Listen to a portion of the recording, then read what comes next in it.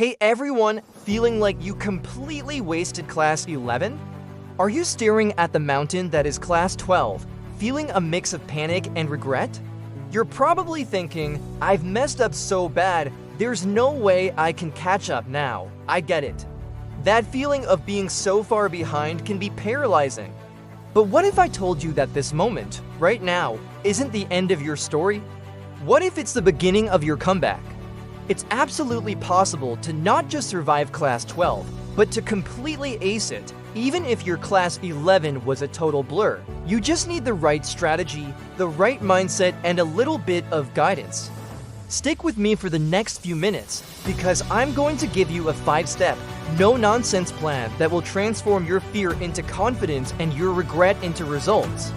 Let's do this. First things first, we need to talk about a powerful concept called the 80-20th principle.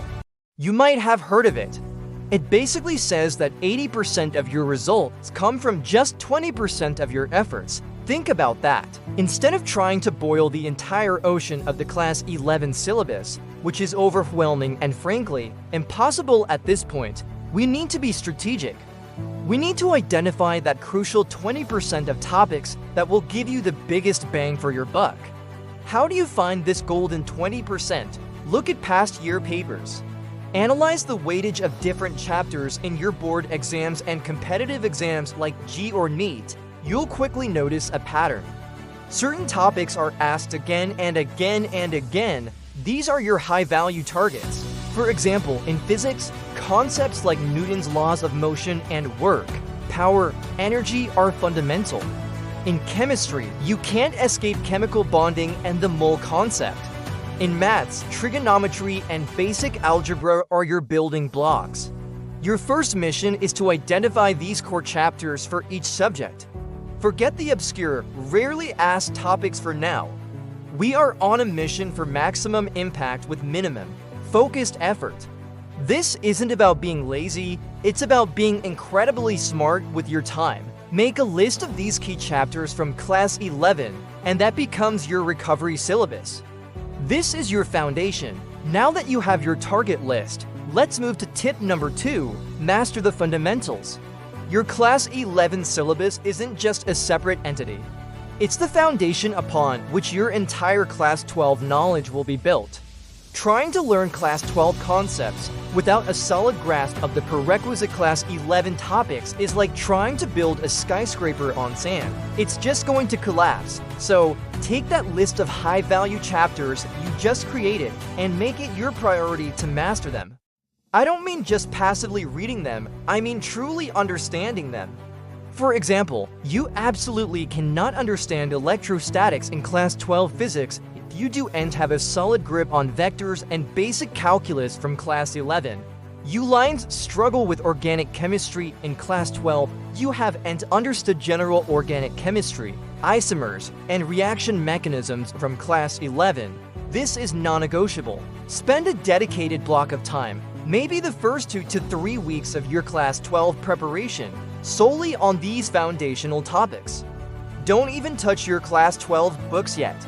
Yes, you heard me right, this might feel counterintuitive. You might think you're falling further behind. But trust me, this investment of time will pay off exponentially. By building a strong foundation, you'll be able to grasp Class 12 concepts much faster and with greater clarity, ultimately saving you a ton of time and frustration down the road. You'll be overtaking everyone else while they are stuck trying to figure out the basics. Alright, you've identified your key topics and you're ready to build your foundation. What's next? Tip number 3 is to create a realistic timetable. I know, the word timetable probably makes you groan. You've probably made a dozen of them, full of beautiful colors and ambitious goals, only to abandon them by day 2.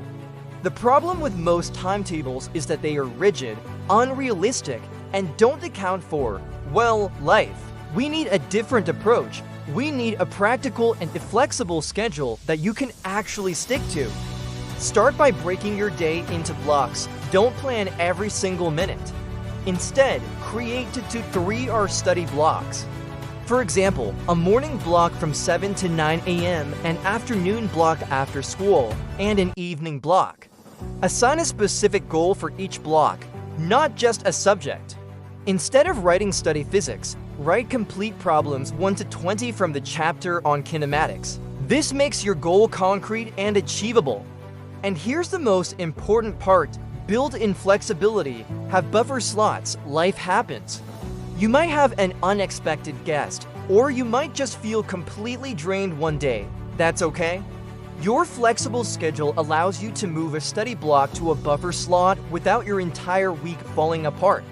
Also, don't forget to schedule breaks, hobbies, and even time to do absolutely nothing. A burnt-out student is an unproductive student. Your timetable should be your guide, not your jailer. It should serve you, not the other way around. A good timetable reduces decision fatigue and helps you build momentum, one successful study block at a time. Now, even with the perfect timetable, starting can feel overwhelming. You look at your list of subjects: physics, chemistry, math, biology, and your brain just short circuits.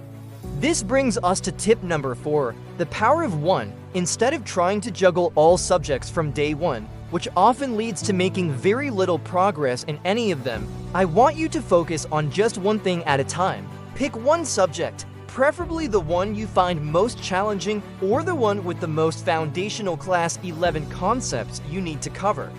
For the next 7 to 10 days, dedicate the majority of your study time to mastering that one single subject.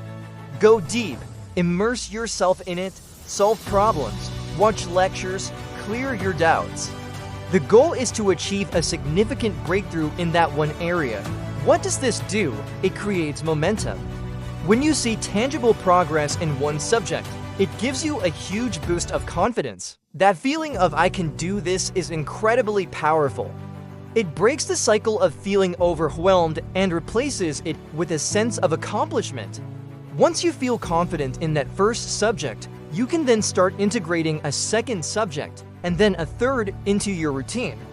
This snowball method is far more effective than spreading yourself thin across everything at once. It's about building a strong, confident start that propels you forward for the rest of the year. Build your confidence, one subject at a time. Finally, let's talk about the master key to success in Class 12. Tip number 5, work smart, not just hard. You could study for 12 hours a day and still not see the results you want if you are not studying effectively. The era of mindless, passive reading is over. We need to engage in active learning techniques. The first one is active recall. After you study a topic, close the book and try to explain the concept out loud, to yourself, or write down everything you remember on a blank piece of paper. This forces your brain to actively retrieve information, which strengthens neural pathways and dramatically improves retention. The second technique is spaced repetition. Don't just revise a chapter the day after you study it. Review it again after 3 days, then after a week, then after a month. Use flashcards or apps designed for this. This method fights the forgetting curve and ensures that information moves from your short-term to your long-term memory. And the third, and perhaps most crucial part of smart work, is solving past year papers. This is non-negotiable. Past papers are a gold mine. They tell you the exam pattern, the important topics, the types of questions asked, and they train you in time management. Make it a habit to solve them regularly, under timed conditions, especially as you get closer to your exams. By combining active recall, spaced repetition, and relentless practice with past papers, you are not just studying. You are training your brain to perform at its peak when it matters most. So let's recap our comeback plan. First, use the 80-20th principle to focus on the high-impact topics from Class 11. Second, dedicate real time to mastering these fundamentals before you even dive into Class 12. Third, create a realistic, flexible timetable that works for you, not against you. Fourth, use the power of one to build momentum and confidence by mastering one subject at a time. And fifth, work smart by using active recall, spaced repetition, and solving past year papers. Listen, the past is the past. You caught and changed what happened in Class 11. Wasting time feeling guilty or anxious about it is like trying to drive a car while staring only at the rearview mirror. You're going to crash, it's time to look forward. The windshield is so much bigger than the rearview mirror for a reason. What lies ahead is far more important than what you left behind. You have a clean slate. You have a new opportunity. Everything you want to achieve, that dream college, that amazing score, that feeling of pride is still within your reach. But it requires you to take action, starting today, not tomorrow, not next week. Now, that fear you're feeling, use it as fuel. Let it motivate you to prove to yourself what you're truly capable of. You are not defined by your past mistakes. You are defined by the choices you make from this moment forward. So take a deep breath. Let go of the regret. It's time to start your comeback story. Your Class 12 journey starts now. Let's go get it. Thanks for watching, and don't forget to subscribe for more tips to help you crush your goals.